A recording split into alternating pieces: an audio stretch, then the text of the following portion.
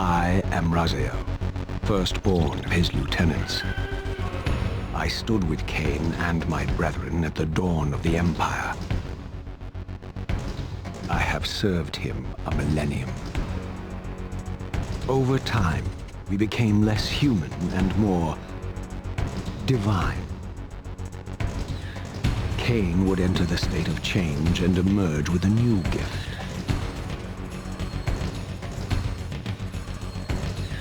Some years after the Master, our evolution would follow, until I had the honor of surpassing my lord.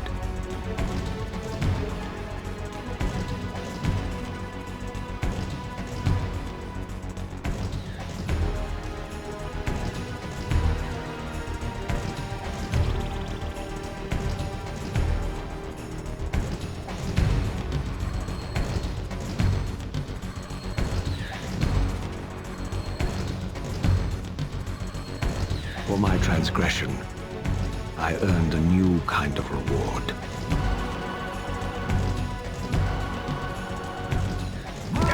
Agony. Legacy of Kain, Soul Reaver is such an amazing platforming and hack and slash experience. For the PlayStation 1, it's probably the best action-adventure game for the system. I mean, it's really that good. Nothing else really comes even close. Well, maybe some games come close, but this one definitely stands out to me just because of how innovative and ahead of its time Legacy of Kain Soul Reaver was for the time. For example, you're running around the world and you're fighting vampiric creatures most of the time. And if you know vampire lore, this game mostly follows vampire lore. So really, the only way to kill a vampire, since they are pretty much immortal, is to do something like throw them into water, to impale them through the heart, to push them into sunlight so they burn up. Like really gruesome ways to kill a vampire. If you just beat on a vampire, they don't really die because they regenerate right away. And that's pretty much the mythos in this game. When I fight these mutated vampire creatures in the game, no matter how much I beat them up, they don't die. They kind of go into this stunned state if I punch them enough. And at this point, this is where you'll have the most fun with the hack and slash action in the game, because this is where you do your finishing moves, your fatalities, if you will. And these are absolutely awesome. These can include something like tossing an enemy into fire, tossing an enemy into water, because vampires burn in water, pushing an enemy into sunlight, having them again burn up in sunlight, or just straight up impaling them with a giant weapon.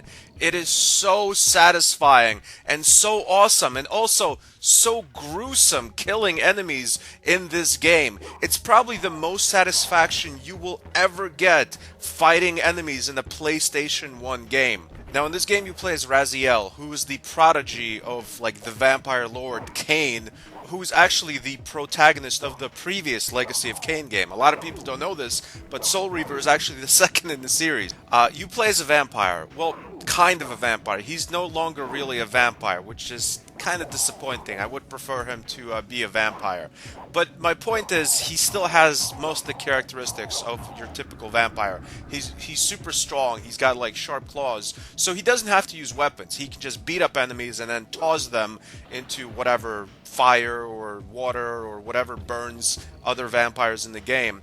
But the thing is, he can still use weapons, and weapons are just things you'll pick up in the environment. I always like to go places with a weapon just in case, mostly because my favorite type of way to execute enemies is to actually impale them with a giant spear. You can also actually impale enemies by picking them up and throwing them at sharp things on walls. So there's other ways to get your jollies being a psychotic vampire killer in this game, but I always like to have a nice impaling stick handy just in case there's nothing to impale enemies on. in the environment. Now, I said Raziel is a vampire, kind of, because that's what he is. Like, he's betrayed by his king, his master. His wings are, like, broken, so he can only really glide. He can't really fly. And also, he's thrown into this liquid, which makes him burn in agony for, like, centuries and centuries. And basically, at this point, Raziel is no longer a vampire. He's kind of a different thing. He's kind of now a ghoul slash ghost slash vampire. For example, he still has the typical vampire attributes, but he no longer sucks blood. Now he straight up sucks souls in. When you kill an enemy, you suck in their soul, which I think isn't as cool. Honestly, I would prefer this to be a more stereotypical, prototypical vampire game where after you beat an enemy up a little bit, you just like bite into their neck. It would just be better. It would just be a more pleasurable vampire experience. When you play a vampire game, that's what you're looking for. But that's probably my only gripe with the game's mythos and story. I mean, everything else is really, really good. The game has an amazing story, and that's already on top of amazing actual combat. The story is like about betrayal, revenge, and just horrible, excruciating pain.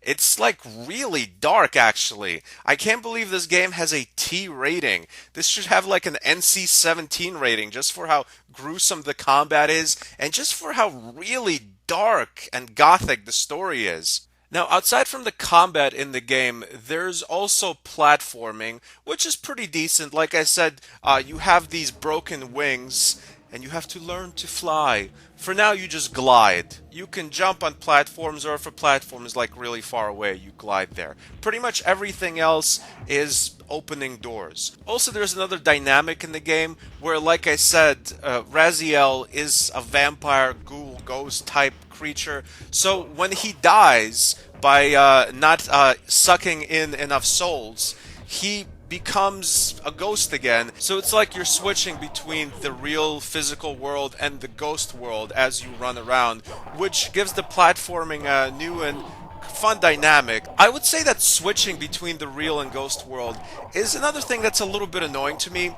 Not the actual switching, but the reason you switch. Like, you have this life bar, but it keeps hemorrhaging on its own. I would prefer the life bar only go down if you're actually hit, but you really need a constant supply of fresh souls. If you don't eat over and over, you will die. This means you can jog through the game at a moderate pace, and as you keep going forward in the game, you will more or less always find monsters to kill and steal and suck in their souls. So you're never going to die that way, but the times you will die is when you don't know where to go. Like when you're stuck in the environment, you have no idea where to go. There doesn't seem to be an entrance anywhere. There doesn't seem to be any hidden passages. And then you die just because you ran around way too long as your life hemorrhaged. Like, you didn't get hit or anything. You just starved to death, basically.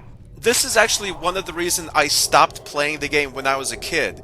When I was like a child and I got this game, I guess I was like 11 or 12, I just couldn't handle that. It's definitely a negative, at least for me.